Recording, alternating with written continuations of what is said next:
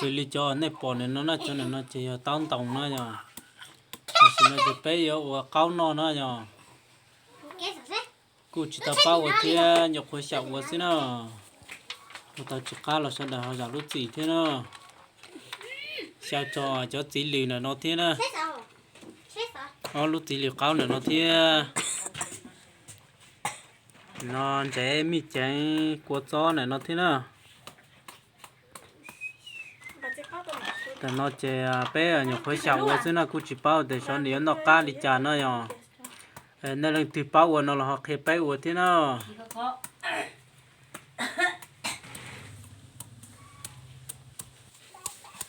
chỉ đi cho đất đá này bỏ này nó giờ cho này nó chỉ phí liệu cao nó chỉ giống như cho này nó sao cho thế sẽ đi học của cá nó giờ là nó chỉ bé ở chỉ một tụ chỉ chạy nên nó giờ chỉ bé dùng ở chỉ chúa liền này chúa này nó thế nó chúa liền nó sẽ chỉ nữa chúa tao xí giò nó giờ chỉ cái giò nó cũng giờ thật thật giò nhiều khó xịu quá thế nào chỉ có uống xe thì họ có nọ cá thì chán à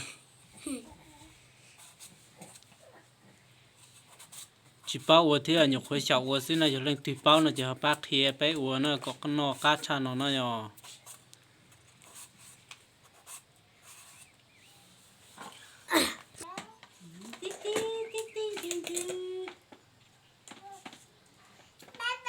nó nè cho trẻ thế cho mi chén cho này nó nè cho mày xem nó thế thì chính chỉ nữa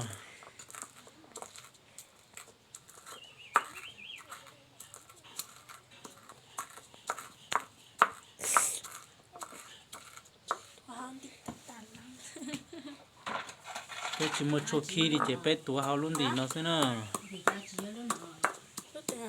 nó sống này mới sẽ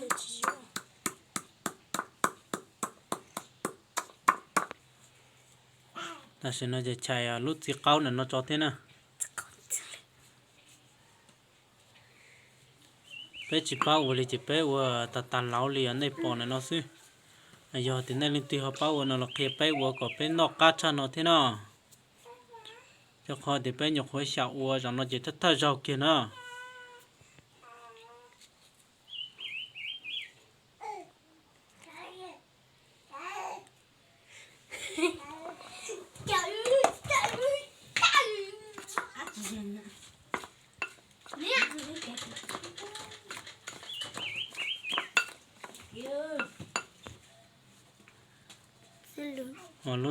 lúc này nó giờ quả chanh nữa chanh tí liều cao nữa lúc này nó mà chiều cao chắp lại nữa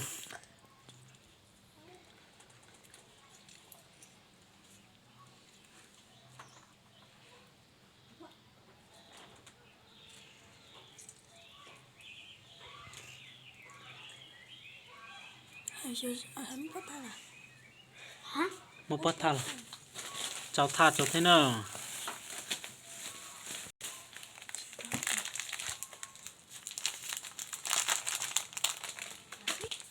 là nó chỉ bát thà nữa thì nó chỉ ba yếu cháu bát thà này nó cháu mình gì biệt thà cho xe thì họ yếu cá một lít chả nào nhở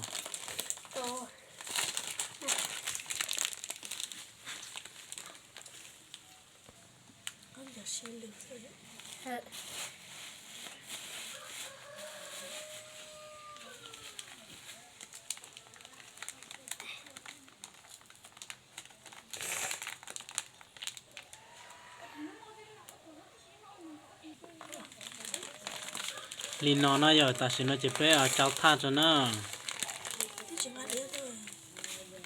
cháu mẹ siêu mình chỉ cắt tha nữa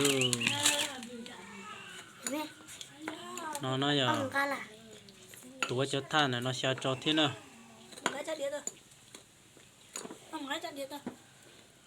cái trái đĩa tôi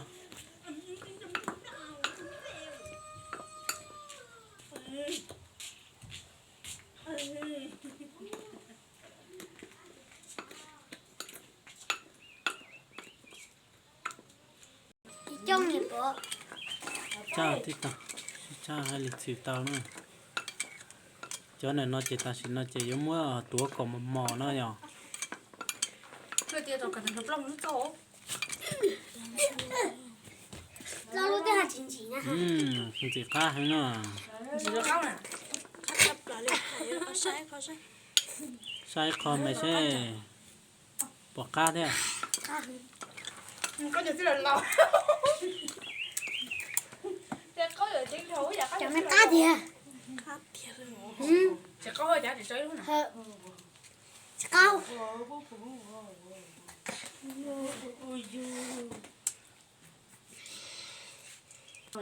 Chưa canh. Anh nữa chả hả? Có bệnh đấy đâu. Em cho trẻ là. Ý, ông đâu xin tao thì này bọc cái Có to à. Ôi, sức tiền nữa.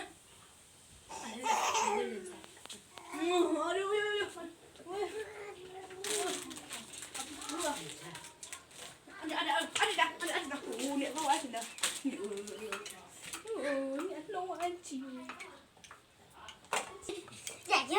cho nó giờ cho nó chỉ tao là nó chỉ giống muốn lau cho nó pha cho tao nòng để đỏ nó giờ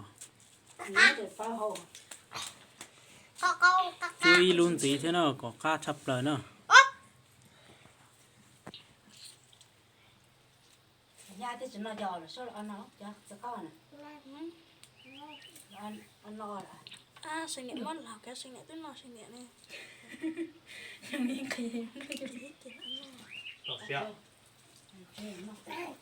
Sức cái tộc đấy nọ nè. Gì vô. Mày có kia thì cái cho ăn gì à. Còn cái niệm tối ra hết chưa? Canh. ta xin nó long cầu cho nó giờ Đồn cậu. đâu thì ta cho chỉ tao nó lì đó nó tôi chỉ cho cái này Cá sữa hồ. chỉ bảo thì số giờ cá trong đi trả lì nó giờ khi biết tận tên là chỉ cú giờ xin cầu cho biết sao là sai sai như họ giờ cá bảo đi trả nó giờ Cá gì? chay cá chả tôi xử lý ở này tao tao sai ta xin nó mà lo con dầu chập lời liền nó giờ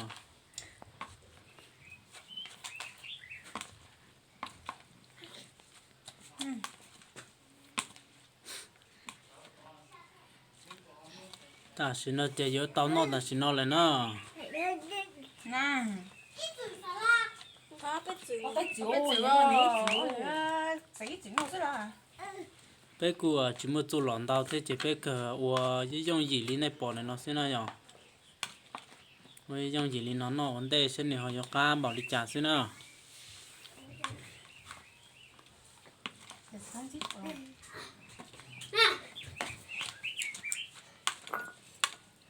muốn làm gì sao bột cá tao không cầu lý nó chẳng nó chỉ bé nó là sẽ nó nhở để nó bé sai tuổi nhiều dòng để nó sẽ này họ cho nó cá bảo đi trả nó nhở gì lý nó mà cá chập lời nó nhở cái chuyện nào sẽ cá chủ nó ô chỉ cá chập lời liu cá cứng này này là chủ quá chun đầu như nữa Chị không nhắn nọ hả? phải ngay lên đi đó thấy không ở trong này đầu cái cá này Đúng rồi. dù cái cá này Nhưng mà không nhận cái chính nào. nó cao à dạ rồi trên là có cái không nó bỏ cá thế à Cá hồ. cá bảo đi trả đi à Cá chập lờ. cá chập lời nó ô cá chập lời này chỉ hú bé nó nè ngay lúc đó tôi biết cá này phải nó giờ con này ta tập bọn nó lại ta tỏ nó để nó chỉ cá chập lại đi Nằm ôi dùng. Sao xin lên đấy chậm. như sao non tàu ít cho dòng lên này bọn này nó sẽ này cho nên nó chỉ lại của tàu lại của nó chỉ cá chập lại đi thế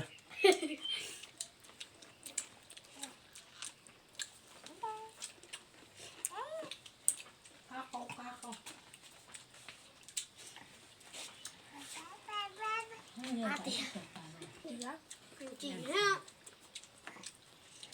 buồn chỉ thế à Chỉ hồ. chỉ nó chỉ mà nó mê xí nữa Để cầm lại nó thôi.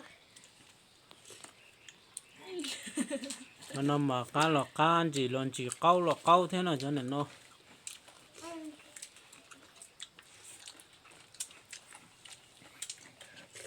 nét chỗ nào nét nó mà tên là tao